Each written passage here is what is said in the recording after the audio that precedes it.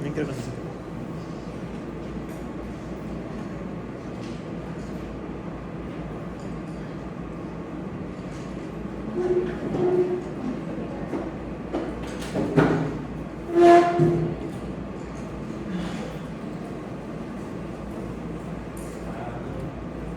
Recuerde que la clase es suya, si usted quiere grabar en audio, puede grabar en audio, si quiere grabar en video, puede grabar en video, como usted quiera, la clase es suya. Entonces vamos a hablar ahora del último grupo de vías que corresponde con las vías motoras descendentes. Y cuando hablamos de las vías motoras descendentes, tenemos que saber, obviamente, antes de empezar, que existen partes del sistema nervioso de las que ya hemos conversado, de los que ya hemos conversado.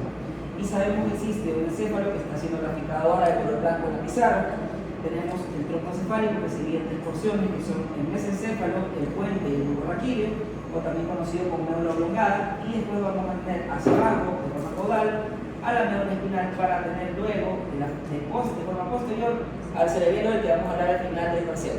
Como sabemos por la clase anterior, ya nosotros conocemos y sabemos que el órgano más largo del cuerpo, la piel, es el que se va a encargar de transmitir impulsos sensitivos, que vamos a graficar ahora con una línea de color azul.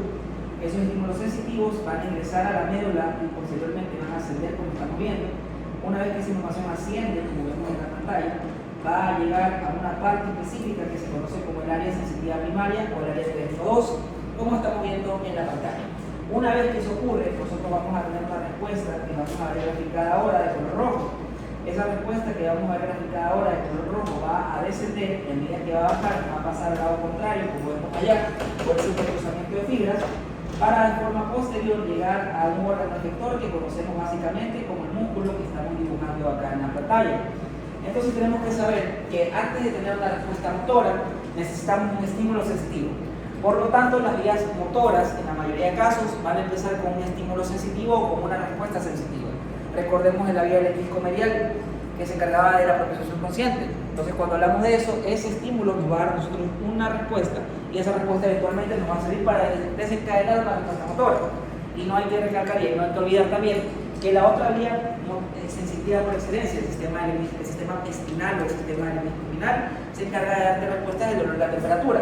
Por lo tanto, cuando se pone un estímulo doloroso cerca de la piel, lo primero que vamos a hacer nosotros es extender o retirar el miembro que está siendo expuesto a este estímulo doloroso o a este estímulo de la temperatura que nos puede dañar. Por lo tanto, nosotros sabemos que antes de empezar con una respuesta motora necesitamos sí o sí un input sensitivo, necesitamos algo sensitivo que nos dé una respuesta motora.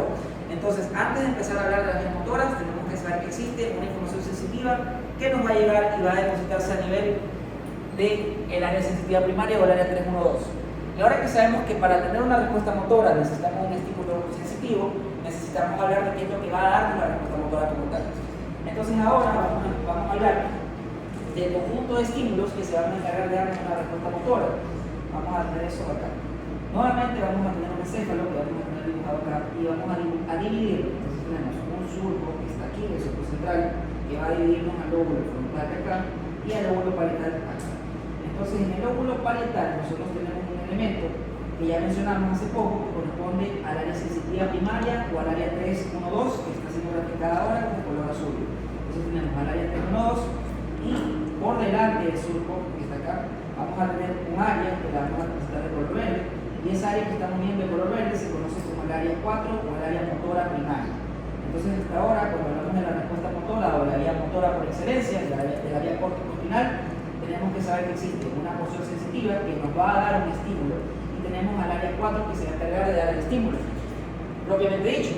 Sin embargo, nosotros cuando realizamos un movimiento motor necesitamos mover ciertas extremidades. No siempre movemos solamente el brazo, no siempre movemos solamente la pierna. Tenemos que coordinar el movimiento. Y por esa razón existe otro elemento, que lo voy a dibujar este color morado acá, que se va a encargar de planificar el movimiento que ustedes van a hacer. Entonces yo me voy a levantar, yo voy a caminar y voy a mover los brazos. Entonces antes de levantarme, antes de mover las piernas, antes de mover los brazos, existe ese elemento de color naranja o morado que se conoce como el área 6 o como el área premotora. Entonces cuando hablamos del área córtico-espinal tenemos que saber que existen tres estímulos para que se dé una respuesta motora. Tres estímulos que van a encargarse de dar un movimiento voluntario. Esos estímulos son la información sensitiva que llega a través de las vías de la vía espinotalámica y de la vía eléctrico-medial, de las vías espinocerebelosas en cierto caso. tenemos el área premotora que se va a encargar de coordinar la acción que se va a realizar. Entonces, cuando yo camino, como estamos haciendo ahora, y muevo los brazos, yo tengo que coordinar el movimiento de todo el cuerpo. Eso lo va a hacer el área 6.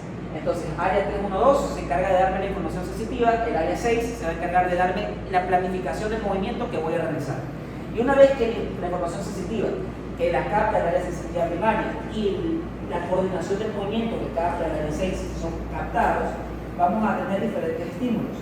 Por lo tanto, cuando hablamos del área corticoespinal o del área motora, tenemos que saber que el 60% de la información no van a ser del área 4. El 60% de la información, como estamos viendo allá, van a ser de dos áreas en específico. Por lo tanto, tenemos al 30% del área sensitiva primaria y al 30% del área premotora.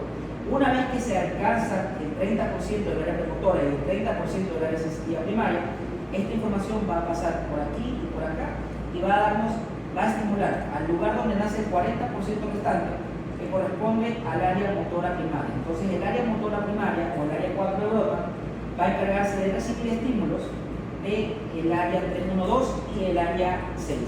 Y una vez que nosotros captamos el estímulo del área 312 y el área 6, el área 4 va a empezar el movimiento. Pero cuando hablamos del movimiento, nosotros no hablamos solamente del movimiento de los brazos y del movimiento de las piernas. También hablamos de la mímica facial. Cuando usted sonríe, cuando usted pestañea, cuando usted hace lo que quiera hacer con la cara, estamos hablando de un movimiento voluntario. Estamos hablando de una vía motora. Cuando nosotros alzamos la voz, cuando conversamos, cuando hablamos, también estamos hablando de una acción motora. Entonces no es lo mismo decir que el movimiento voluntario de brazos y piernas es una vía, y no es lo mismo decir que el movimiento de la boca, de la cara y de todas las cuerdas vocales corresponde a otra vía. Entonces, cuando hablamos de las vías motoras, tenemos dos grandes grupos. Una vía que se encarga del movimiento de la cara, de la mímica facial y de las cuerdas vocales, que se conoce como la vía córtico-nuclear o córtico-cortina o córtico-vulvar. Y tenemos a la vía que se va a encargar de mover todo lo que pasa del cuerpo, del cuello para abajo, brazos, piernas, tórax y abdomen. Y es así como del área 4 van a nacer dos vías importantes. Una que va a mover toda la musculatura voluntaria e involuntaria del cuerpo, que es la vía corticoespinal, y tenemos a otra vía que corresponde a la vía córtico-nuclear, que se encarga de la mímica facial y de la acción de la vocalización. Para entender esto mejor, vamos a agarrar a esta área 4 que está aquí y la vamos a dibujar, entonces vamos a agarrar al área 4 y vamos a dibujar al área 4 de la siguiente manera.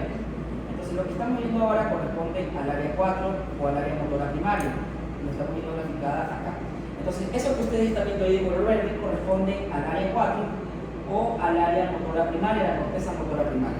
Y en la corteza motora primaria nosotros habíamos conversado hace poco que teníamos dos tipos de estímulos que nacen de ella. Es decir, hay un estímulo o hay un movimiento que va a ser captado por el tercio superior, que ahora vamos a poner ahora de color rosado. Entonces el tercio superior va a nacer una vía, y del tercio inferior, que va a estar de este color beige que estamos poniendo acá, van a ser otra vía. Entonces tenemos que a nivel del tercio superior se va a regular un tipo de movimiento y a nivel del tercio inferior se va a regular otro tipo de movimiento. Y es así como nosotros hablamos de las dos vías que mencioné, la vía córtico-nuclear y la vía córtico-espinal. ¿Hasta acá estamos claros? Entonces, para que se haga un movimiento necesitamos sí o sí una información sensitiva.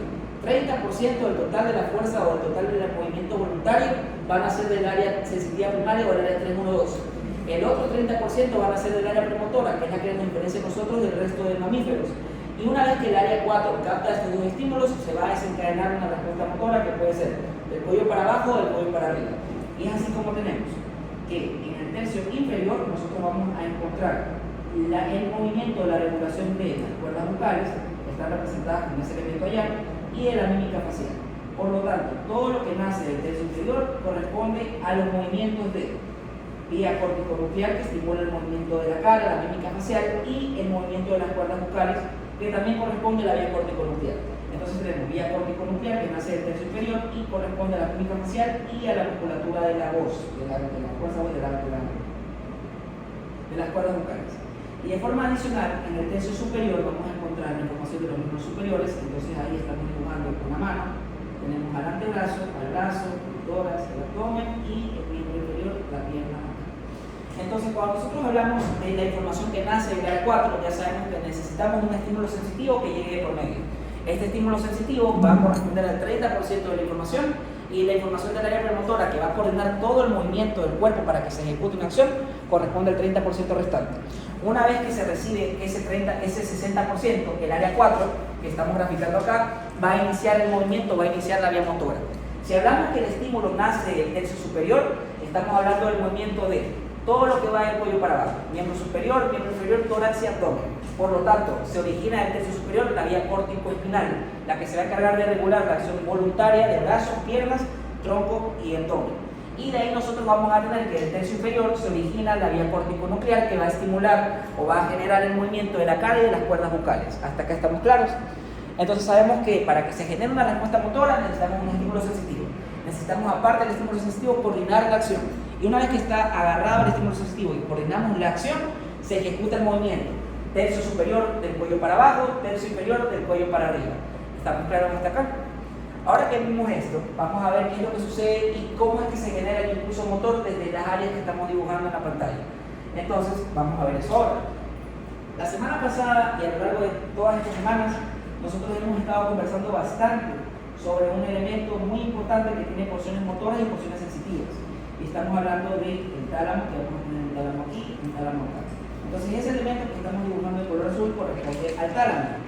Lateral al tálamo, nosotros vamos a tener un elemento que estamos dibujando y representando ahora de color rojo, que se conoce como la cápsula interna. Entonces, tenemos una cápsula interna a un lado, como estamos viendo acá, y vamos a tener una cápsula interna del lado contrario, como vamos a ver aquí. Entonces, hay dos cápsulas internas, una de un lado y otra del otro, como estamos viendo acá. Una vez que la información es captada por la cápsula interna, va a descender y eso lo vamos a ver ahí mismo. Y al lado de la cápsula interna tenemos otro elemento que también está involucrado con la respuesta motora, que se conoce como el núcleo lenticular o lentiforme. Como mencionamos la clase pasada, el núcleo lenticular o lentiforme se llama así porque tiene forma de lente. Tenemos dos porciones, una porción medial y una porción lateral, que vamos a dibujar ahora. Entonces tenemos acá núcleo lenticular o lentiforme. El núcleo lenticular o lentiforme tiene dos porciones, una porción medial y una porción lateral. La porción medial se conoce como el globo pálido y la porción lateral se conoce como el putamen. Entonces nosotros, aparte de tener esos elementos que se llaman núcleo lenticular o lentiforme, que se subdivide en globo pálido y putamen, tenemos que saber que esos elementos que mencionamos ahora, el globo pálido y el putamen, que forman parte del núcleo lenticular, se van a encargar de refinar el movimiento. La razón por la cual nosotros no nos caemos y no perdemos el equilibrio es porque están estos dos elementos acá, el globo pálido y el putamen, que forman parte de los ganglios de la base o los núcleos de la base. Entonces, cuando hablamos de la vía motora, también tenemos que saber que está relacionada de cierta forma con los núcleos de la base o los ganglios basales, en este caso con el núcleo lentiforme, que es globo pálido y putamen. Y ahora que ya sabemos y que dibujamos tálamo, que tiene núcleos motores también, pero ellos no los vamos a ver ahorita, cápsula interna que tiene tres porciones, un brazo posterior, una rodilla y un brazo anterior. Recordemos que el brazo posterior es motor, la rodilla es motora y el brazo anterior es sensitivo. Por lo tanto, nosotros hoy día vamos a hablar de lo que pasa a nivel del brazo posterior y vamos a hablar de lo que pasa a nivel de la rodilla o rodete. ¿Estamos hasta acá claros? ¿Alguna pregunta o duda? Entonces, ya sabemos que hoy día vamos a tener que hablar de la cápsula interna en la porción posterior. Pero ¿dónde inicia el estímulo motor? Ya sabemos que si es del cuello para abajo, del brazo, piernas, tórax, abdomen, nace del tercio superior. Y ya sabemos que existe el tercio inferior que regula la musculatura de la cara y de las cuerdas bucales. Pero ¿dónde inicia el movimiento propiamente dicho? Y por esa razón vamos a tener que dibujar a nuestro amigo el encéfalo acá. Entonces vamos a tener acá al encéfalo, vamos a dibujar al lóbulo frontal, y esto que estamos dibujando de color verde corresponde al área 4. Lo estamos viendo acá. Entonces lo que estamos viendo ahorita de color verde corresponde al lóbulo frontal, que también es el área 4 del órgano motor primario. Entonces, ¿qué sucede en el lóbulo frontal? Nosotros en el lóbulo frontal tenemos 6 capas. La corteza cerebral va a tener 6 capas. 1, 2, 3, 4, 5 y 6. En la capa número 5, que vamos a tener acá con el amarillo, hay un conjunto de células muy importantes que se conoce como las células piramidales de Betz.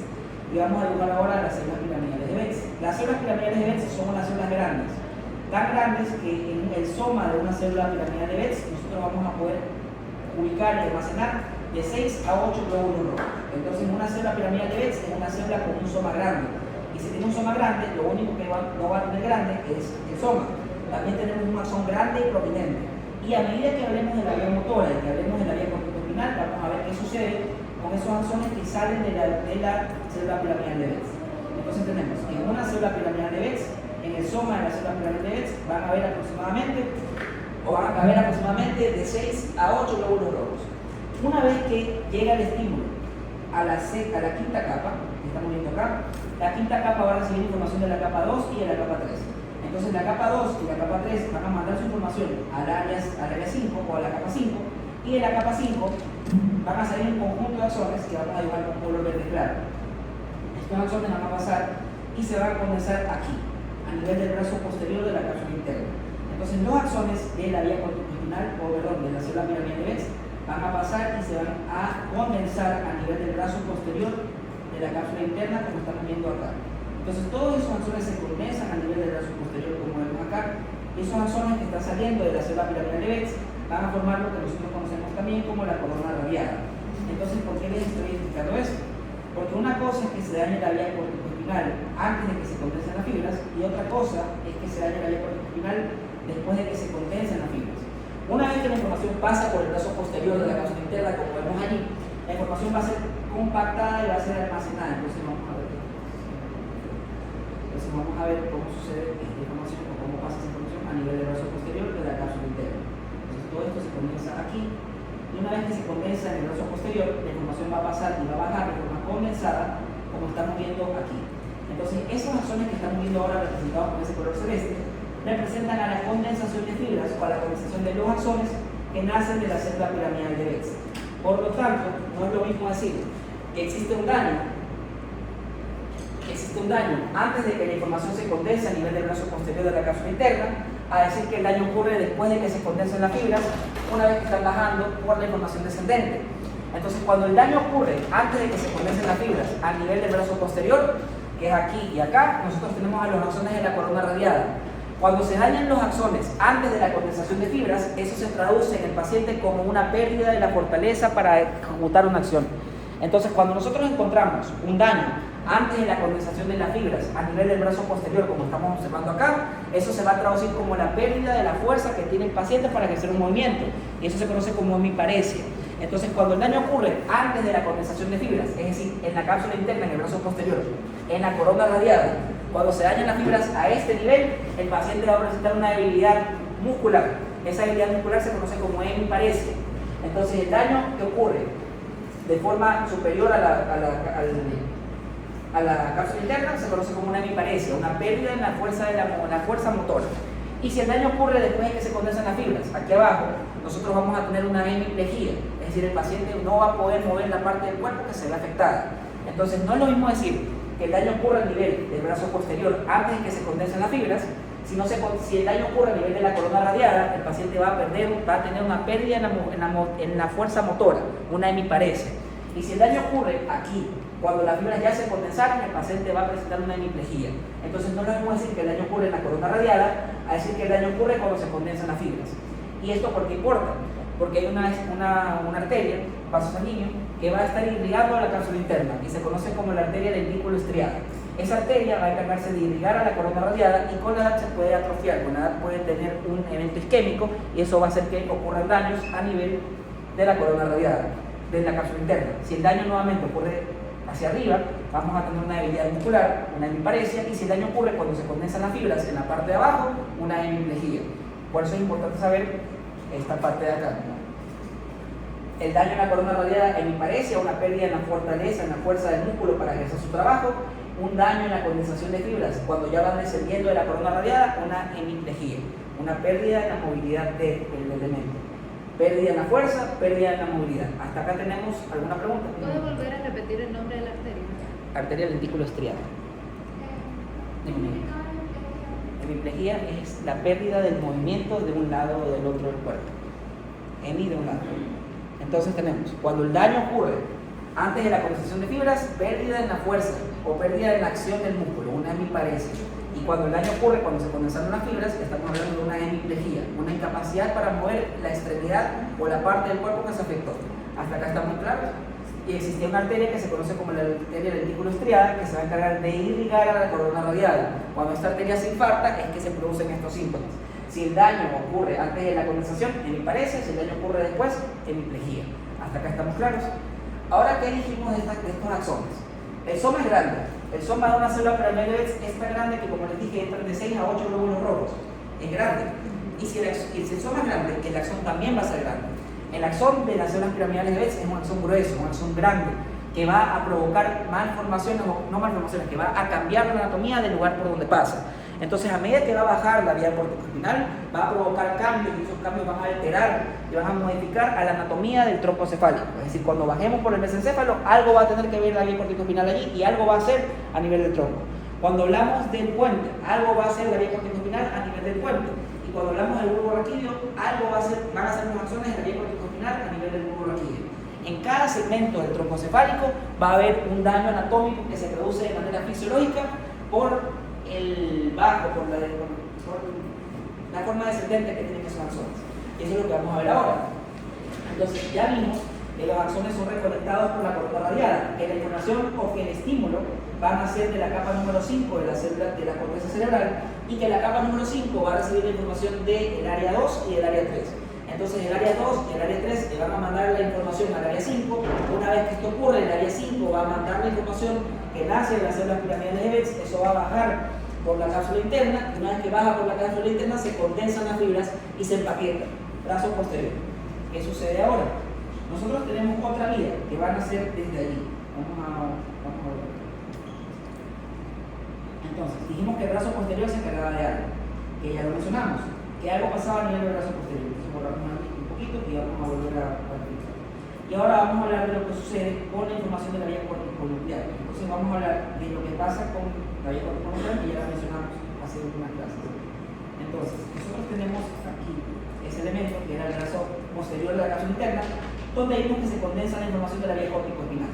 Ahora, ¿qué pasa si la información no se condensa a ese nivel? Sino que tenemos que hablar de un estímulo que va a mover la cara o que va a hacer que nosotros levantemos o alcemos la voz. Esa información se va a condensar aquí, a nivel de la rodilla o rodete. Entonces, los axones que salen de la vía de la célula de Betz y se condensan a nivel de la rodilla o rodete de la cápsula interna, van a desencadenar y van a generar una vía que nosotros conocemos como la vía corticonuclear, o la vía que estimula a los pares craneales. Entonces, una cosa es que la información motora se condensa a nivel del brazo posterior. Ya sabemos que si el estímulo se condensa a nivel del brazo posterior, estamos hablando de un estímulo que se originó en el tercio superior. Todo estímulo que se origina en el tercio superior va a condensarse a nivel del brazo posterior de la cápsula interna y va a producir a la vía corticoespinal, va a darle origen a la vía corticoespinal. Y para que se origine la vía corticoespinal necesitamos tres estímulos: el estímulo sensitivo del área motor del área sensitiva primaria, la coordinación del movimiento del área 6 y la ejecución que ejecuta el área 4. Entonces, movemos brazo, pierna, célula de Betz, se condensa en el brazo posterior. Si queremos mover la cara, queremos pestañear, queremos guiñar el ojo, queremos sonreír, esa información va a salir de la célula piramidal de Betz y va a pasar por la rodilla o rodete. Y una vez que pasa por la rodilla o rodete, va a pasar a los núcleos de los diferentes pares craneales. Y así tenemos vía corticoespinal, vía corticonuclear, tercio superior, tercio inferior. ¿Hasta acá estamos claros? Entonces ya sabemos, hemiparesia, hemiplegia. Y ahora que vimos eso, vamos a seguir bajando y vamos a hablar de lo que sucede cuando se recorre el tracto por todo el tronco cefálico. Y eso es lo que tenemos que ver ahora. Entonces ya tenemos este esquema aquí, vamos a dibujar acá a nuestro tronco cefálico. Entonces tenemos tronco cefálico aquí. El tronco cefálico tiene tres porciones, como hemos conversado a lo largo de las clases. Esa primera porción se conoce como el mesencéfalo. El mesencéfalo es uno de los primeros lugares donde va a hacer contacto la vía corticoespinal. Después de eso tenemos al puente protuberancia, que está aquí. Y después de eso tenemos al bulbo raquídeo, que ustedes ya lo conocen y saben que tiene un surco medio anterior, un surco preolivar y un surco retroolivar. Entonces tenemos mesencéfalo, puente y bulbo raquídeo. Son los tres elementos de los que vamos a hablar ahora cuando la vía corticoespinal pase por el mesencéfalo, pase por el puente y pase por el bulbo. Entonces, ¿qué pasa con el mesencéfalo? En el mesencéfalo tenemos dos porciones, bueno, tres. Una que vamos a graficar de color rojo acá, que corresponde al lugar por donde va a pasar la información descendente motora. Esa parte que estamos dibujando en color rojo se conoce como la base o el basis del mesencéfalo. Entonces, eso que estamos viendo en color rojo se conoce como la base del mesencéfalo, que es una porción exclusivamente motora. Entonces, eso que estamos viendo en rojo se llama base del mesencéfalo y es 100% motora. De ahí, en la parte de atrás, aquí, vamos a tener a una porción que se encarga de transmitir a la vía sensitiva, que estamos dibujando ahora de color celeste.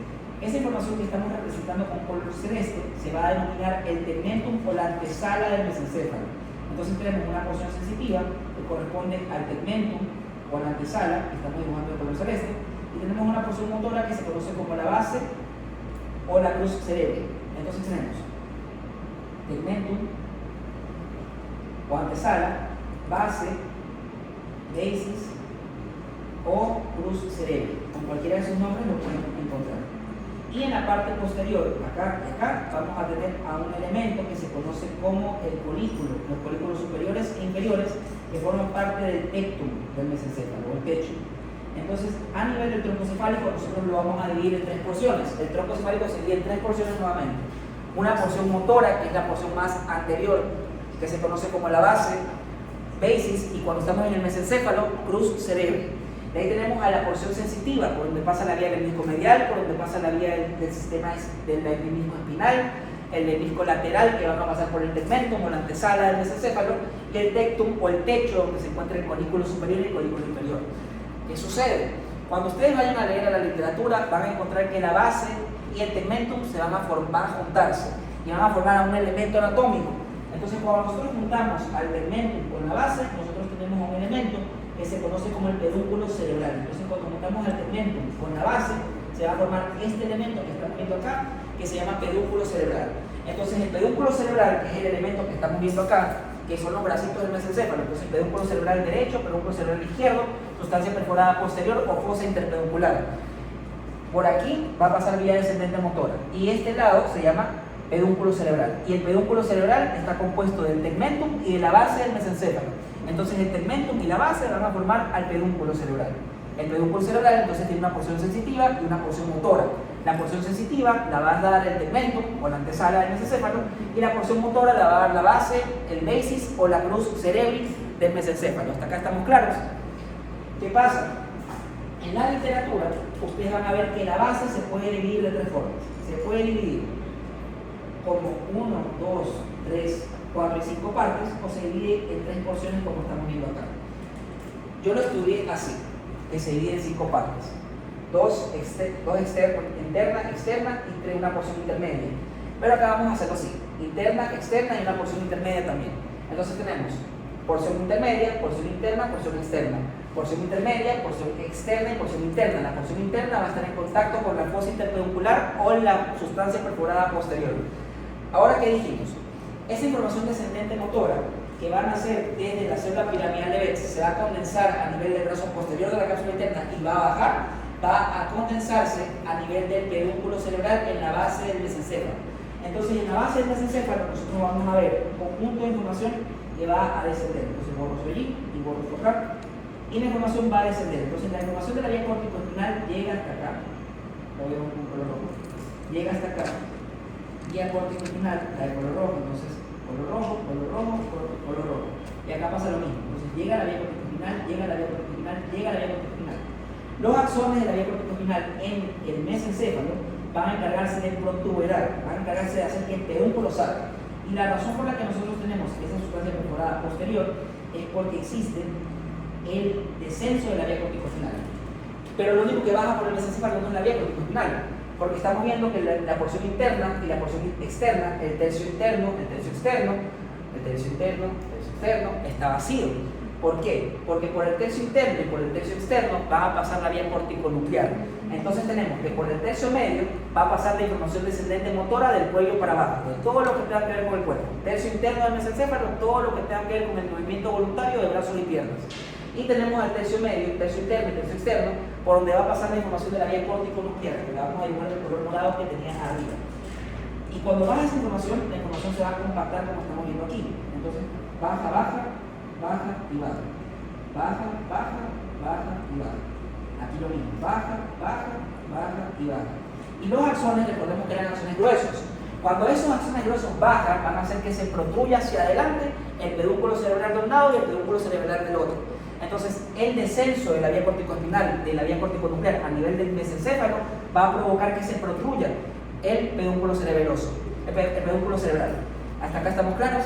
Entonces la información baja por la base del mesencéfalo, cuando baja por la base del mesencéfalo protruye hacia adelante y se forma, gracias a la unión del tegmentum y la base, el pedúnculo cerebral. El pedúnculo cerebral en la porción anterior va a tener a las fibras descendentes de la vía motora. Tercio interno, vía córtico-espinal, tercio medio, tercio interno, tercio externo, vía córtico-nuclear. Tercio medio, movimiento de los brazos y piernas, tercio interno y tercio externo, movimiento de la cara y cuerdas bucales. Vía córtico-nuclear, tercio interno y tercio externo, córtico-espinal, tercio medio. ¿Hasta acá estamos claros? ¿No? La información que sale del pedúnculo cerebral, que sale por el mesencéfalo, va a llegar hacia abajo. Ahí abajo vamos a tener el puente o la protuberancia o el conus, como también lo pueden escuchar. En el puente ustedes van a tener 1, 2, 3, varios elementos nucleares o conjuntos somáticos. Esos elementos nucleares que estamos dibujando ahora de color verde se conocen como los núcleos continuos. Y hasta acá nosotros vimos que el 100% de la información motora está descendiendo a nivel del mesencéfalo. Y el 100% va a bajar por el puente y el 100% de las fibras va a bajar por el núcleo vaquillo. ¿Qué sucede?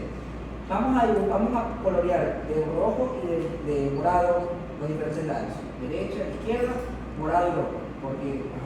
Entonces, una vez que llega la información al núcleo continuo, como estamos viendo acá, el núcleo continuo va a despolarizarse o se va a activar. Y eso va a hacer que se despolarice el núcleo continuo. El núcleo continuo es un somo, es decir, que es un núcleo. Y como estamos hablando de núcleos, no podemos mencionar y no podemos olvidar que los núcleos van a estar continuados de una proyección que se conoce como axón. Por lo tanto, vamos a ver qué sucede ahora. Vamos a tener acá otro dibujo. Vamos a tener una vista lateral. Entonces tenemos encéfalo, mesencéfalo, puente, bulbo, cerebelo. Acá nosotros teníamos a nuestros elementos que se conocen como los núcleos continuos. Entonces tenemos núcleo continuo, núcleo continuo, núcleo continuo, núcleo continuo. La información de la vía córtico-espinal, que nace desde el lóbulo frontal acá, va a bajar y a medida que baja, va a estimular a los núcleos continuos.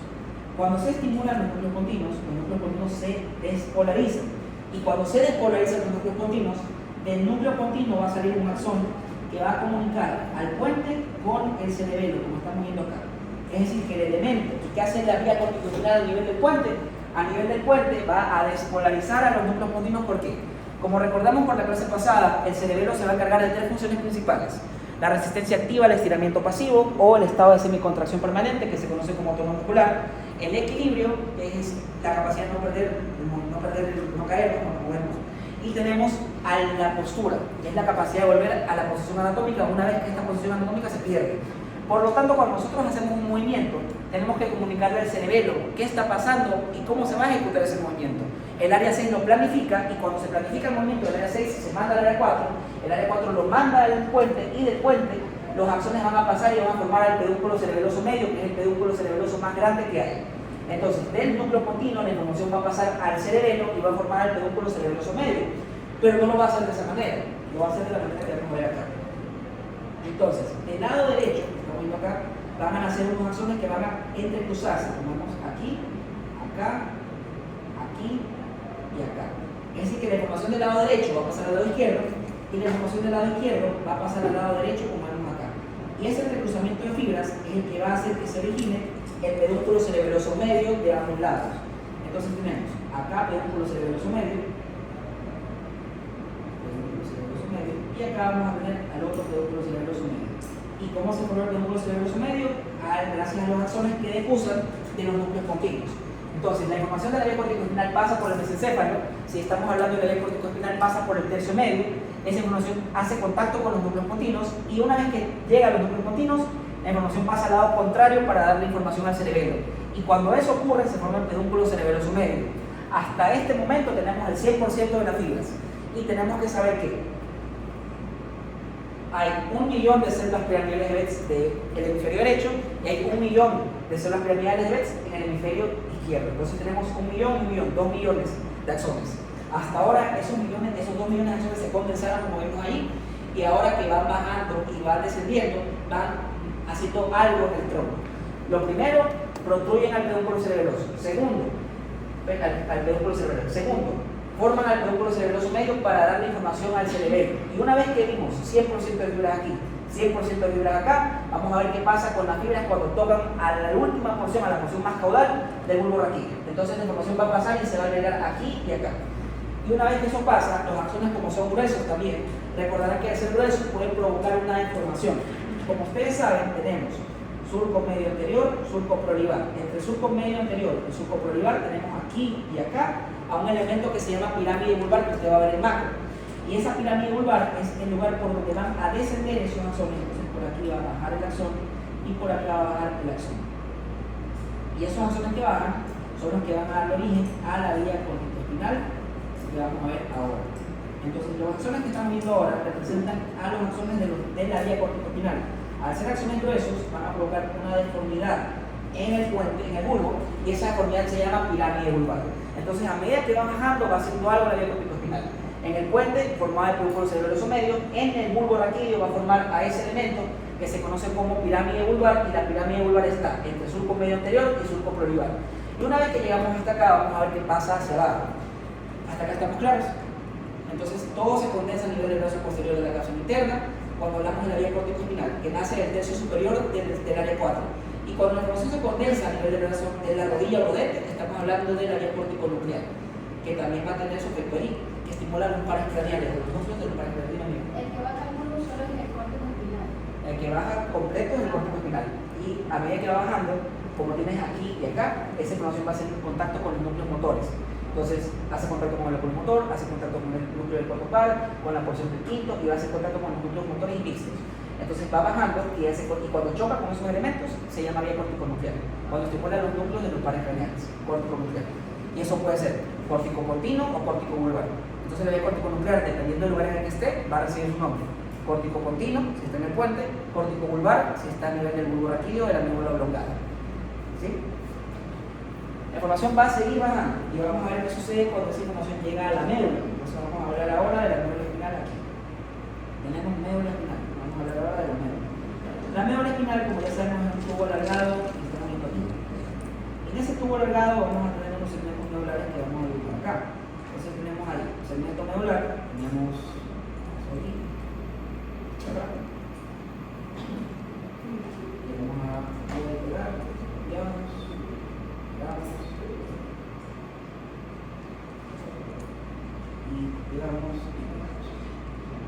Y tenemos a la médula espinal que va a estar rodeando todos estos segmentos medulares.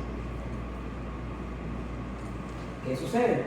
Esos axones que van descendiendo van a pasar al lado contrario en la mayoría de los casos. Entonces el 90% de las fibras va a pasar al lado contrario. Entonces tenemos esta parte de acá pasa al lado contrario, como lo vemos aquí. Vamos a hacerlo con esto. Esto pasa por acá. Primero vamos a ver lo que va a pasar. Vamos a tener a esto que va a bajar de esta forma, ipsilateral, y cuando llega de forma ipsilateral va a llegar al cordón blanco anterior, como estamos viendo aquí. Y una vez que llega al cordón blanco anterior va a bajar de forma ipsilateral también. Y acá abajo vamos a ver que pasa lo mismo, baja, desciende, y cuando llega al segmento medular donde quiere actuar, la información del lado derecho pasa al lado izquierdo, y la información del lado izquierdo pasa al lado derecho, justo en el segmento medular donde yo quiero trabajar. Entonces esta vía que estamos viendo no decusa directamente cuando pasan las fibras hacia abajo, como vemos acá, sino que va a decusar a nivel del cordón blanco anterior del segmento que yo quiera estimular. Esta vía de color rojo que baja de forma ipsilateral y que va a decusar solamente cuando yo quiera estimular un segmento propiamente dicho, es la que conocemos como la vía corticoespinal anterior o ventral. Entonces, esta vía de color rojo se llama vía corticoespinal anterior, y la vía corticoespinal anterior o ventral también se conoce como vía corticoespinal directa. Entonces la vía corticoespinal directa anterior va a salir y no va a decusar, y va a decusar a nivel del cordón blanco anterior del segmento medular que yo quiero estimular. Entonces la vía corticoespinal anterior no decusa directamente, sino que decusa los segmentos medulares que yo quiero estimular. Eso que vemos allá, nuevamente, se llama vía corticoespinal anterior o vía corticoespinal directa. ¿Y se encarga de qué? Se encarga de regular la musculatura. Entonces eso regula la musculatura de la musculatura axial, es decir, tronco, abdomen, toda la musculatura, músculos intercostales, todo eso va a estar regulado por la vía corticoespinal anterior o vía corticoespinal directa. La vía corticoespinal anterior o vía corticoespinal directa corresponde al 8% del total de los axones que vimos previamente. Entonces el 8% de los axones corresponde a la vía corticoespinal anterior, que se encarga de la musculatura axial. ¿Qué sucede? Tenemos otro por ciento de fibras que sí decusa, que vamos a ver acá de estos colores. Entonces vamos a dibujar a una, vamos a ver el color de aquí y luego vamos a poner naranja. Y vamos a ver qué pasa aquí. Las fibras de color naranja van a pasar al lado contrario, como vamos a ver ahorita. Entonces, pasa esto por acá, pasa esto por acá. Esa información se usa justo por debajo justo por debajo del surco medio anterior. Entonces la información de un color pasa al lado contrario y la información del otro color pasa al lado contralateral. Entonces hay un entrecruzamiento de fibras. Ese entrecruzamiento de fibras que vemos acá, que corresponde al 90% de las fibras. Recordemos que hasta el bulbo, en la pirámide vulvar tenemos al 100% de los axones. Cuando llegamos al surco medio anterior y bajamos al surco medio anterior, la información pasa del lado izquierdo a derecho y del derecho a izquierdo. Este entrecruzamiento se llama el gran entrecruzamiento mayor o la decruzación piramidal. Entonces la decruzación piramidal, la decruzación de las pirámides o el gran entrecruzamiento motor corresponde a la información que va a pasar del lado derecho al izquierdo y del izquierdo al derecho. Y esta información va a pasar y se va a ubicar en la columna lateral o el fornículo lateral. Entonces la flecha de color morado y la flecha de color naranja van a ubicarse a nivel del asta lateral, como estamos viendo acá, así, de la columna lateral. Y esa información que vamos a ver ahí, de color naranja y de color morado, se va a encargar de estimular y de regular a un tipo de musculatura en específico. Si tenemos a la vía corticoespinal anterior o a la vía corticoespinal ventral o a la vía corticoespinal directa, que nuevamente decusa en el segmento medular que se va a estimular, esta de acá decusa en la parte de arriba. Y esa vía que estamos viendo acá es la que conocemos como la vía corticoespinal lateral. Y la vía corticoespinal lateral corresponde al 90% de las fibras y se va a encargar de regular el movimiento voluntario de la musculatura de los miembros superiores y de los miembros inferiores. Vamos acá. Entonces tenemos hasta ahora que la vía corticoespinal del gran sistema motor va a tener dos vías que la conforman hasta ahora. Una vía que decusa justo por debajo del surco medio anterior, que se conoce como la vía corticoespinal lateral o la vía corticoespinal cruzada. Y esa vía corticoespinal lateral se va a encargar de regular la musculatura de los brazos y de las piernas. Y de ahí tenemos a la de color rojo que desciende de forma ipsilateral y después va a decusar en los segmentos medulares, en el asta anterior de la médula espinal en el segmento que yo quiera estimular. Entonces, vía corticoespinal lateral, vía corticoespinal anterior. Pero falta algo. Si sumamos 90 más 8, tenemos 98%. Nos faltan 2% de fibras. ¿Qué pasa con ese 2% restante? Vamos a tener que aquí y acá aparece otra línea que vamos a dibujar de color verde. Esa línea de color verde representa a la otra vía corticoespinal, porque hasta ahora tenemos tres vías corticoespinales. Aquí tenemos una flecha de color verde aquí, color verde aquí y color verde aquí. Esa información que estamos viendo de color verde nunca va a decusar y va a pasar por la columna lateral también. Entonces, al lado de la vía corticoespinal lateral vamos a tener a una vía de color verde, que también es motora, que se va a encargar de refinar el movimiento. Esta vía que estamos viendo acá se conoce como la vía corticoespinal lateral cruzada, vía corticoespinal lateral cruzada, perdón, lateral directa, o también conocida como el tracto o el fascículo de Barnes. Entonces tenemos dos vías corticoespinales directas, una lateral y una anterior. La lateral es la que nosotros conocemos como el tracto o el fascículo de Barnes, que se encarga y solamente tiene el 2% del total de las fibras. Y esta vía corticoespinal lateral directa no tiene una función tan importante, sin embargo se cree que una de las grandes causas por las cuales las personas recuperan la movilidad después de que se lastima o después de que se imparte una parte es gracias a la vía corticoespinal lateral directa de esta acá, porque se va a encargar de regular el movimiento de cierta forma. Entonces tenemos tres vías que forman parte del sistema piramidal o de la vía piramidal. Y tenemos vía corticoespinal lateral cruzada, que se encarga de la musculatura, el movimiento de los brazos y de las piernas. Vía corticoespinal anterior directa, cruzada. La anterior cruzada se encarga del movimiento axial de la musculatura. Todo lo que tenga que ver con el tronco es gracias a la vía corticoespinal anterior cruzada. Y de ahí tenemos a la vía corticoespinal lateral directa, que se llama también fascículo de Barnes, corresponde al 2% de las fibras. Y así como nosotros completamos el 100% de las fibras que se originó a nivel del área 4 del órgano o del área motora primaria. Entonces, cuando hablamos del sistema piramidal, hay tres grandes vías. La primera regula la musculatura de los miembros superiores e inferiores, corticoespinal lateral. La segunda pasa en forma ipsilateral, corresponde al 8%, y después, en cada segmento medular, va a comenzar a decusar, como vimos aquí, la corticoespinal anterior, cruzada. Y de ahí tenemos a la corticoespinal lateral directa, que se encarga de refinar el movimiento y se conoce como la vía corticospinal lateral directa o el fascículo de Barnes, que corresponde al 2% de las fibras en general. ¿Hasta acá tenemos alguna pregunta? ¿Qué hemos visto hasta ahora? Hasta ahora hemos visto que la vía corticospinal lateral regula la musculatura del miembro superior e inferior. La corticospinal anterior regula el movimiento de la musculatura axial. Y la corticospinal directa, o corticospinal de Barnes, o el tracto de Barnes, se encarga de regular los movimientos distales. Pero ¿qué sucede? Acá no vemos que estimula músculo, acá no vemos que estimula músculo y acá no vemos que estimula músculo.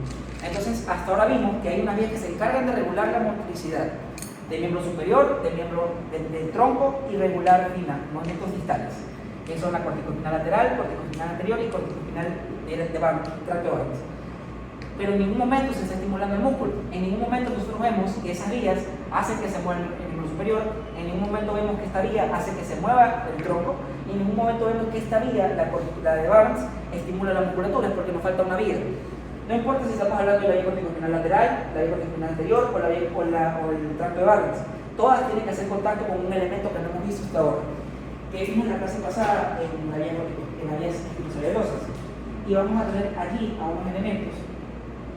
Vamos a tener acá y acá, y acá y acá. Entonces la vía corticospinal lateral va a tener que estimular al elemento de color amarillo para poder ejecutar el movimiento, como vemos aquí. Sin eso no hay movimiento. Entonces, ese elemento que estamos estimulando ahora es el que nosotros conocemos como la lámina 9 de Rexel. Entonces lo que estamos viendo aquí es la lámina 9 de Rexel. De ahí la corticospinal anterior va a estimular a la lámina 9 también. Entonces estimula la lámina 9. Estimula, lámina 9. Y la corticospinal del tracto de Barnes va a estimular también a la lámina 9 de Rexel, como estamos viendo aquí. Estimula la lámina 9 y estimula la lámina 9. Entonces, ¿qué estamos viendo nosotros? Estamos viendo que no importa qué vía corticospinal, de qué vía corticospinal estamos hablando. No importa si es la vía corticospinal lateral, la corticospinal anterior o el tracto de Barnes. Todas tienen que terminar a nivel de la lámina 9 de lo que yo quiero estimular. Llegamos a la lámina 9, motoneurona alfa, y como se dan cuenta, todas terminan en la motoneurona alfa. Todas terminan en la motoneurona alfa, que va a regular el miembro superior, todas terminan en la motoneurona alfa, que va a regular la musculatura del tronco, y todo termina en la motoneurona alfa, que va a regular a la musculatura o movimiento distal. Entonces todas las vías corticospinales terminan en la lámina 9. Todas terminan en la lámina 9 menos una. Y todas estas vías, ¿de dónde nacieron? Del área 4. Todas nacieron del área 4 de Broca, del área motora primaria. Es decir, todas las vías corticospinales que hemos visto hasta ahora, que son la lateral, la anterior y el fascículo de Barnes, van a terminar en la lámina 9 y empiezan del área 4. Entonces empiezan en el área 4 y terminan en la lámina 9. Y una vez que lleguen a la lámina 9, vamos a ver que nace otra vía. Porque hasta ahora nosotros no hemos visto movimiento. Hasta ahora no hemos movido el brazo, no se ha movido la pierna, no se ha movido el tronco. Hasta ahora no se ha movido nada. Hasta ahora se han dado las órdenes, sí, pero no se ha movido nada. Y la razón por la que no se ha movido nada es porque las vías directamente no van hasta el músculo. Las vías van hasta la lámina 9. Y como van a la lámina 9, la que se encarga de ir al músculo es la lámina 9. Entonces desde aquí va a salir un axón que vaya al músculo, desde acá va a salir un axón que vaya al músculo y desde acá va a salir un axón que vaya al músculo. Las tres grandes vías van a terminar en la lámina 9 y de las láminas 9 va a salir un axón que estimula el músculo que yo quiero mover. Estimula el músculo del miembro superior, estimula el músculo del miembro inferior, estimula el músculo del tronco, estimula el músculo por la regulación del movimiento fino. Todas terminan en la lámina 9. Corticospinal lateral, corticospinal anterior, tracto de Barnes. Todas terminan en la lámina 9. ¿Eso qué me dice a mí? Que la lámina 9 nace una vía motora más. Por lo tanto, tenemos una vía motora más. Esa vía que nace de allí, de la lámina 9, va a estar compuesta de una motoneurona, y en esa motoneurona va a salir un axón. Es decir, desde allí, desde acá, también puede salir un axón, y desde acá también puede salir un axón. Acá sale un axón, y acá sale un axón. Esos axones que estamos viendo van a ir a estimular a un músculo. Entonces, desde allí vamos a estimular a un músculo.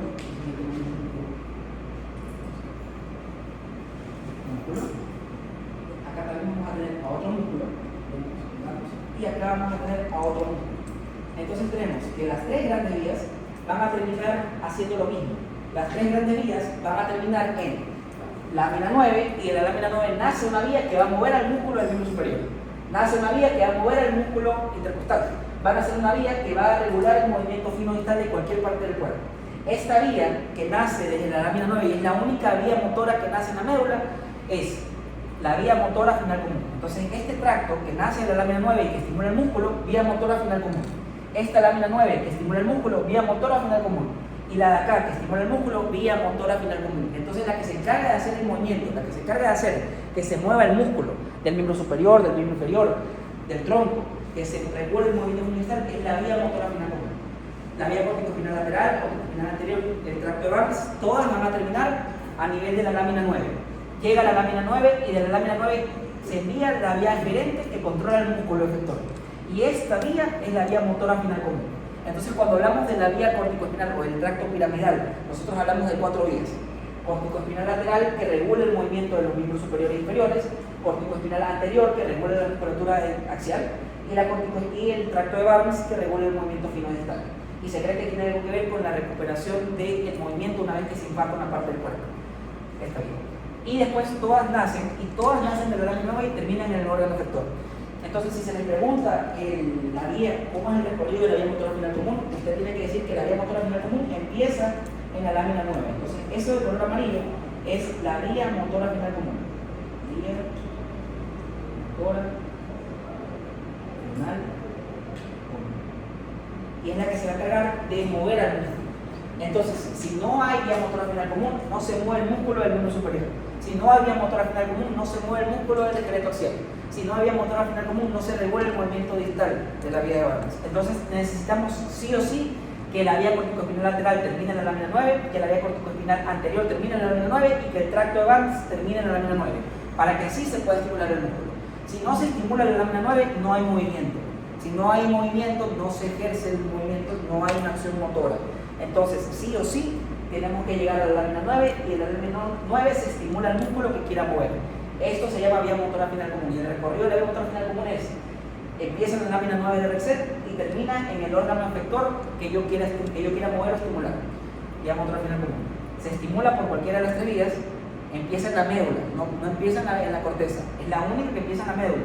Y de ahí va hasta acá. Esa es la pregunta del Dr. Miner. El Dr. Miner siempre le pregunta el recorrido de la vía motora final común.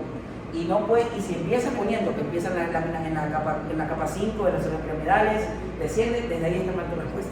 Porque la vía motora final común, como vemos, empieza desde aquí, una vez que es estimulada por vía corticoespinal lateral, corticoespinal anterior y el fascículo de Barnes. Una vez que se lo estimula, sale la información y se estimula el músculo para que se pueda ejercer el movimiento. ¿Hasta acá tenemos alguna pregunta? ¿Nos falta algo? Ya hablamos del desglosamiento motor mayor, que es el que le va a dar origen a la vía corticoespinal lateral. Pero ahora nosotros tenemos que saber que por allí está mezclada la información del miembro superior y del miembro inferior. O sea, el miembro inferior y el miembro superior están mixtos ahí. Pero eso no pasa. El miembro inferior está ubicado en una parte y el miembro superior está ubicado en otra parte. Entonces nosotros tenemos que saber por qué parte se ubica el miembro superior y por qué parte se ubica el miembro inferior. Entonces vamos a hacer acá otro esquema, un rudimentario.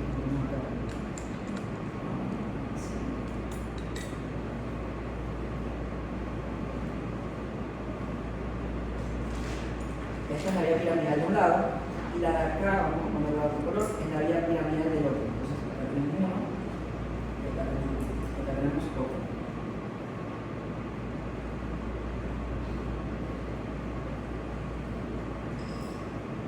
La parte de arriba, esta parte de acá, es a nivel del bulbo raquídeo, esto de acá. Entonces, lo que estamos viendo allá arriba es a nivel del bulbo, que esto de acá es a nivel del bulbo raquídeo. Y lo que estamos viendo acá es a nivel del entrecruzamiento motor mayor, esto de aquí. Entonces, esta parte de acá del rombo corresponde al entrecruzamiento motor mayor que está bajando en su promedio anterior del bulbo. Y la parte de acá abajo es la que corresponde a la médula espinal. Entonces, aquí tenemos los 3 segmentos por donde baja la vía corticoespinal. ¿Qué sucede? Nosotros tenemos que saber por dónde pasa el miembro inferior, por dónde pasa el miembro superior. Porque ya sabemos que si el daño ocurre antes de la condensación de las fibras, antes de que llegue al vaso posterior, vamos a tener una hemiparesia. Y ya sabemos que si el daño ocurre después de la condensación de las fibras, eso es una hemiplegia. Pero tenemos que saber ahora qué parte del cuerpo es la que se afecta. Porque no se va a afectar el miembro superior y el inferior, porque sí, se afectan porque algo sucede. Entonces nosotros vamos a encontrar acá cómo se organiza la información del miembro superior y el miembro inferior. Daniela, recuerda. Amigas, un color. Azul y rojo. Entonces vamos a tener azul y rojo. La parte de color azul va a representar al miembro inferior. Entonces nosotros vamos a tener acá al miembro inferior. Entonces vamos a tener al miembro inferior que va a estar representado con ese elemento de color azul. Entonces acá tenemos a ese elemento que representa al miembro inferior. Entonces todo lo que estamos viendo ahora de color azul representa al miembro inferior. Entonces el miembro inferior se va a ubicar de forma medial a nivel del bulbo raquídeo. Y cuando depusa la información, esa información va a pasar al lado lateral. Entonces de forma interna vamos a tener acá el miembro superior, como estamos viendo acá, miembro inferior, perdón, el miembro inferior, y eso va a depusar como estamos viendo acá. Y de ahí tenemos de color rojo al miembro superior.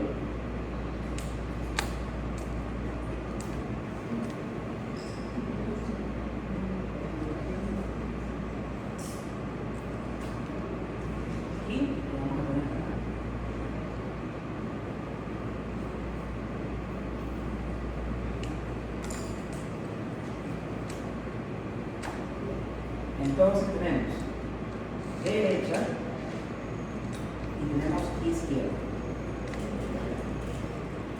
Lo azul es miembro inferior, inferior, inferior, inferior, superior, superior y superior.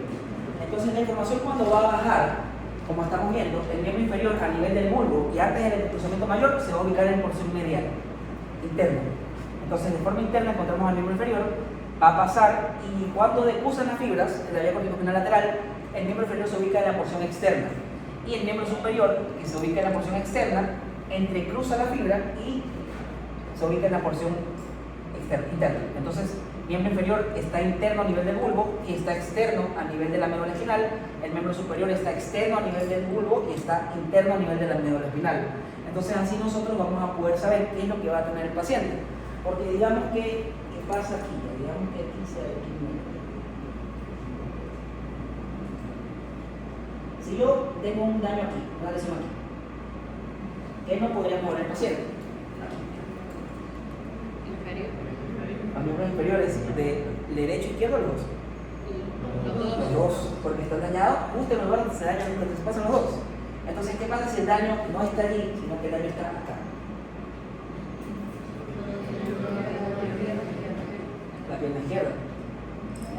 Derecho, derecho, derecho. Ah, no, no, ya. Entonces, ¿qué pasa si yo tengo el daño aquí?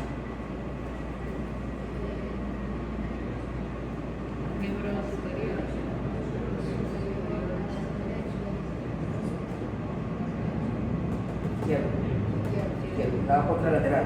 Entonces, si el daño ocurre antes de la deposición, el daño es ipsilateral. Si el daño ocurre después, es un daño contralateral. Entonces tenemos que si el daño ocurre aquí, por ejemplo, se pierde la movilidad de los dos miembros inferiores, el derecho y el izquierdo. Si el daño ocurre aquí nomás, justo por donde está la parte izquierda, el paciente no va a poder mover el miembro contralateral, el de acá. Y si el daño ocurre acá después de la deposición, como estamos viendo aquí, el paciente no va a poder mover el miembro superior del lado izquierdo, porque usó la información. ¿Qué pasaría si yo tengo un daño aquí? ¿Qué no podría mover mi paciente?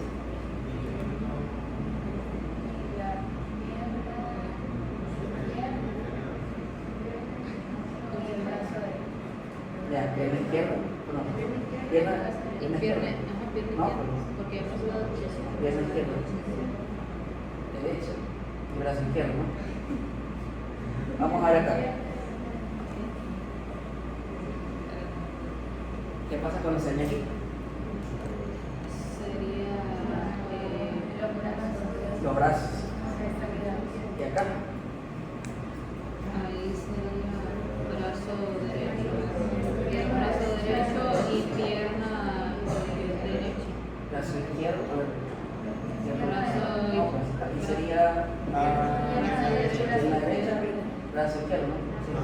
Entonces ya nosotros sabemos cómo se organizan las fibras cuando descienden por la médula espinal. Entonces ustedes cuando ya vean sus casos clínicos, haciendo ese esquema, van a poder ubicarse en qué parte está la lesión. Y es importante saber esto porque nosotros tenemos que saber por dónde pasa la información.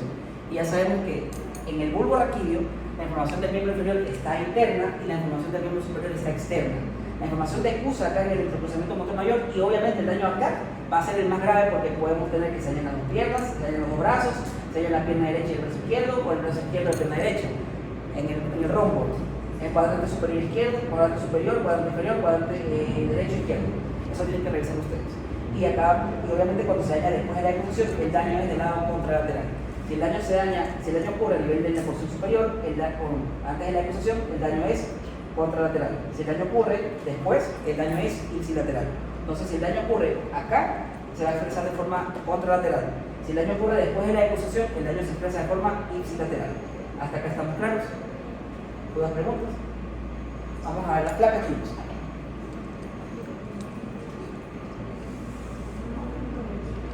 ¿Dudas, preguntas? ¿Todos son claros? Una pregunta, es solo por más que una curiosidad. Usted explicó que lo que vendría siendo cuando era antes de que se condensara, y lo mismo pasaría cuando es en vez de corticospinal, corticonuclear, pero pasaría a nivel de cara. Exactamente, y tendría el mismo nombre todo. Sí.